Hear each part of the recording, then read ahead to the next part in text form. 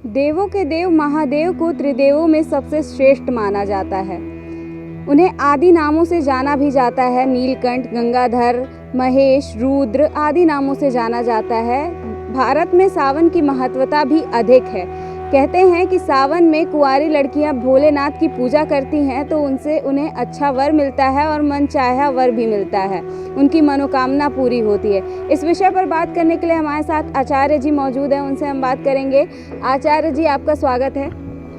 ये बताइए आचार्य जी, इस बार सावन कब से शुरू हो रहा है? कर्पूर गौरम करुणावतारम संसार सारम भुजगेंद्रहारम सदा वसंतम हृदयारविंदे भवम भवानी सहितम नमामि। सर्वप्रथम आपका सहृदय धन्यवाद।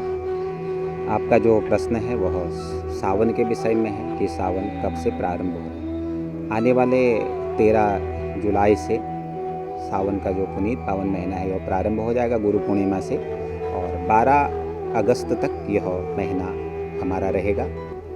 इसी दौरान लोग भगवान शंकर का पूजन अर्चन बंदन ये लोग करेंगे। जो भगवान शंकर जी के परम उपासक हैं वो इस दौरान भगवान का पूजन अर्चन बंदन करेंगे। सावन में शिव की पूजा क्यों की जाती है? बहुत सुंदर, देवस्य रूपे यथा भाव दिव्यम कहा गया है कि सावन के महीने में भगवान शिव का पूजन क्यों किया जाता है। सावन का अर्थ है सावन है, जो चारों तरफ आप देखते होंगे कि सावन के महीने में हर ओर हरियाली हरियाली होती है। और सावन के महीने में आप देखते होंगे कि बारिश भी बरसती है, और बारिश के साथ साथ इस सावन आदि भाद्रपद आदि के महीनों में सर्प बिच्छू बहुत अधिक हुआ करते हैं। एक छोटा सा एक वृतांत आता है मत्स्य पुराण में कि एक समय की बात थी, ये सारे सर्प बिच्छू ये सब बड़े भयभीत हो गए, क्योंकि ये जहाँ जाते थे लोग डंडे लेकर के इन्हें मारा करते थे। तो ये भयभीत हो गए कि हम आखिर जाएं तो जाएं कहाँ, कहीं तो कोई सुरक्षित स्थान नहीं बचा है। तो तब ये सब भगवान शिव के पास पहुँचे, और जब भगवान शिव के पास पहुँचे तो भगवान शंकर ने इन सब को अपना शरणागत बना लिया कि आप मेरे शरण में आ जाओ। सर्पों ने कहा भैया हम जहाँ जाते हैं वहाँ लोग हमें डंडा मारते हैं। भगवान ने कहा चिंता मत करो, आप मेरे कंठ में विराजमान हो जाओ। भूत प्रेतों ने कहा ये सब लोग हमको भगाते हैं। भगवान ने कहा आप मेरे गण बन जाओ। तो अक्सर ये सावन का जो महीना होता है, सावन के महीने में आप देखते हैं ये बिल्कुल हरियाली हरियाली होती है चारों तरफ प्रकृति अपना एक नया रूप धारण करती है, और प्रकृति प्रदत्त जितनी भी चीज़ें हैं वो सब भगवान शंकर देवादिदेव महादेव पर चढ़ती हैं। कोई भी चीज़ आप ले लो, बिल्व पत्र हो, भांग हो, धतूरा हो, समी पत्र हो, तुलसी पत्र हो, अर्क पुष्प हो, भांग सब भगवान पर अर्पण होता है। और यही महीना होता है सावन का, जिस महीने में इनकी अधिकता होती है। इसलिए भगवान शंकर को पूजनीय यह सावन का महीना होता है, क्योंकि भगवान शिव प्रकृति हैं। शिव और पार्वती कोई और नहीं है, ये दोनों ही प्रकृति हैं। भवानी शंकरो वंदे श्रद्धा विश्वास रूपिणो याभ्याम बिना न पश्यन्ति सिद्धा शांतः रथमीश्वरम।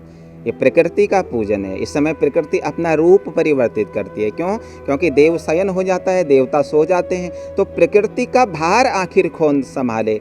क्योंकि नारायण तो शयन करने के लिए चले गए, देवता शयन करने के लिए चले गए, लेकिन एकमात्र स्वयंभू भगवान शंकर ऐसे होते हैं जो कभी शयन नहीं करते हैं। भगवान स्वयंभू भगवान शंकर शयन तभी करते हैं जब सृष्टि प्रलय की तरफ चली जाती है। ये सृष्टि का सारा भार भगवान शंकर के ऊपर आ जाता है। इसलिए सावन का महीने में हम भगवान शिव का पूजन करके कि हे देवादिदेव महादेव अब आप सृष्टि की रक्षा करना, इसीलिए सावन का यह पहला महीना भगवान शंकर को अर्पण होता है। लोग इसी दौरान भगवान का पूजन अर्चन बंदन करते हैं, और लोगों की विशेष मनोकामनाएं इन सावन के महीने में पूर्ण भी होती हैं।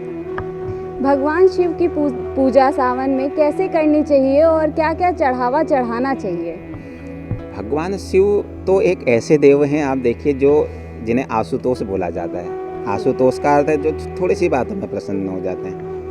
तो भगवान चढ़ाना क्या, चढ़ाने का अगर आप भाव लें, जो प्रकृति में जो उत्पन्न हो जाता है वो भगवान को चढ़ा देना चाहिए। जैसे कि प्रकृति में आप उत्पन्न होता है ये भांग के पत्ते, धतूरा, बिल्व पत्र, समी पत्र, इन्हीं से भगवान शंकर हमारे प्रसन्न होते हैं। इन्हें कोई ज़्यादा दिखावे की भी आवश्यकता नहीं होती। अगर श्रद्धा भाव से आप जो भी भगवान को अर्पण कर देंगे तो भगवान उसको ग्रहण कर लेते हैं, क्योंकि श्रद्धा विश्वास रूपिणा, श्रद्धा के साथ और विश्वास के साथ जो भी चीज़ हम भगवान पर अर्पण करते हैं भगवान उसी से प्रसन्न होते हैं। बाकी विशेष रूप से भगवान शंकर पर अगर आप देखें तो अगर आप भगवान का पूजन करते हैं तो विशेष रूप से सर्वप्रथम भगवान को दूध, दही, घी, शहद आदि जो पंचामृत है उस पंचामृत भगवान पर चढ़ाया जाना चाहिए। उसके पश्चात भगवान को पुष्प अर्पण करिए। पुष्प अर्पण के पश्चात भगवान पर बिल्व पत्र, कुछ प्राप्त ना हो तो भगवान को बिल्व पत्र अर्पण कर दीजिए, समी पत्र अर्पण कर दीजिए, दुर्वा घास जो हमारी प्रकृति में उत्पन्न होती है दुर्वा घास अर्पण कर दीजिए। ये सारी चीज़ें ही भगवान पर अर्पण होती है, लेकिन अर्पण तब करना चाहिए जब हमारा विश्वास हो, हमारी श्रद्धा हो। श्रद्धा से जो भी चीज़ हम भगवान पर अर्पण करते हैं उसी से मेरे शिव प्रसन्न हो जाते हैं, और कोई आवश्यकता नहीं है ज़्यादा दिखावा करने की। श्रद्धापूर्वक जो आप अर्पण करेंगे उसी से भगवान प्रसन्न होते हैं। आचार्य जी, शिवलिंग की पूजा किस तरह से करनी चाहिए और उसका कितना महत्व है? सर्वप्रथम तो जो शिवलिंग है, इस शिवलिंग को आज के समय में लोगों ने अनेक प्रकार की भ्रांतियां उत्पन्न कर दी। कोई कहता है भगवान का शिवलिंग, कुछ न जाने क्या क्या नामों से उसको उद्घोषित करते हैं। भगवान शंकर का जो यह लिंग है यह ध्यान का स्वरूप है। हम आपको बताते हैं शिवलिंग की उत्पत्ति कैसे हुई। एक समय की बात थी, शिव पुराण की ही कथा में आती है, जब प्रकृति विश्राम की तरफ चली गई, पृथ्वी विश्राम की तरफ चली गई, तो देवताओं ने सोचा कि अब क्या करना चाहिए। ऋषियों ने सोचा अब क्या करना चाहिए, तो ऋषि पहुंचे ब्रह्मा जी के पास।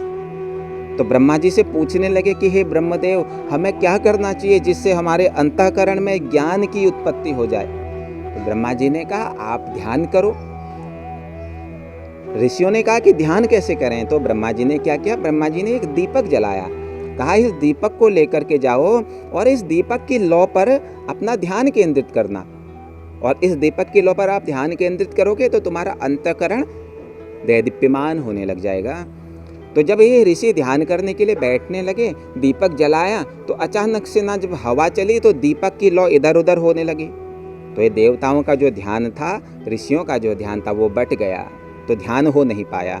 अंत में विश्वकर्मा जी को बुला करके इन ऋषियों ने और इन देवताओं ने बिल्कुल एक ज्योति के आकार का एक विग्रह बनवाया। अब आप देखते होंगे शिवलिंग इस तरह का होता है, दीपक जैसा लगता है, उसके ऊपर से एक लौ जैसी होती है। तो यह शिवलिंग ज्ञान का प्रतीक है, ज्योति का प्रतीक है। तो शिवलिंग की बड़ी महत्वता है। ऋषियों ने भी इस शिवलिंग का पूजन किया, देवताओं ने भी शिवलिंग का पूजन किया।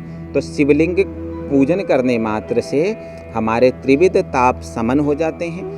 भाव से दो प्रकार के शिवलिंग होते हैं, एक तो स्वयंभू शिवलिंग होते हैं जो स्वयं में उत्पन्न हो गए, जैसे 12 ज्योतिर्लिंग हैं, ये स्वयंभू हैं, अपने आप उत्पन्न हुए हैं। और एक शिवलिंग है जो हम स्थापन करते हैं, हम लोग कहीं नर्मदेश्वर जाकर के नर्मदा नदी का शिवलिंग एक शिला ले आते हैं, या हम स्वयं किसी सीमेंट आदि से स्थापित करते हैं, तो उनकी प्राण प्रतिष्ठा यथाविधि स्वरूप हम लोग करते हैं। तो बड़ा ही लाभ है सावन के महीने में शिवलिंग पूजन का।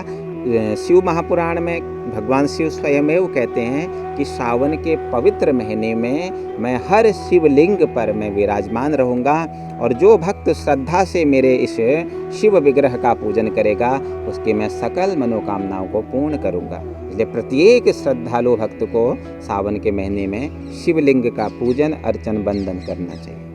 आचार्य जी, हमें ये बताएं कि इस बार सावन का कितने सोमवार पड़ रहे हैं? इस बार धर्म, अर्थ, काम, मोक्ष से संबंधित 4 सोमवार पड़ रहे हैं, और चारों सोमवारों का बड़ा ही महत्व है। हमारे 4 पुरुषार्थ हैं, 4 वेद हैं, बहुत कुछ 4 वर्ण से लिखा गया।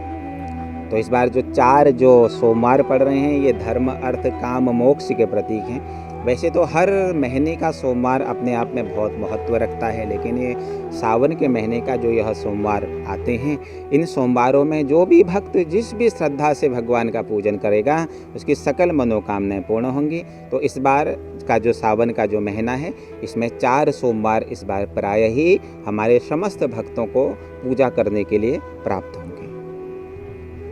आचार्य जी का साफ तौर पर कहना है कि भगवान भोलेनाथ को, भगवान शिव को आशुतोष भी कहा जाता है। उन्हें प्रेम भाव से जो भी अर्पण कर दे वो उसे स्वीकार कर लेते हैं। उन्हें बेलपत्र, भांग, धतूरा और शिवलिंग पर जो भी आप चढ़ा सके, चरणामृत, ये सारी चीज़ें चढ़ाइए, वो उसे स्वीकार करेंगे।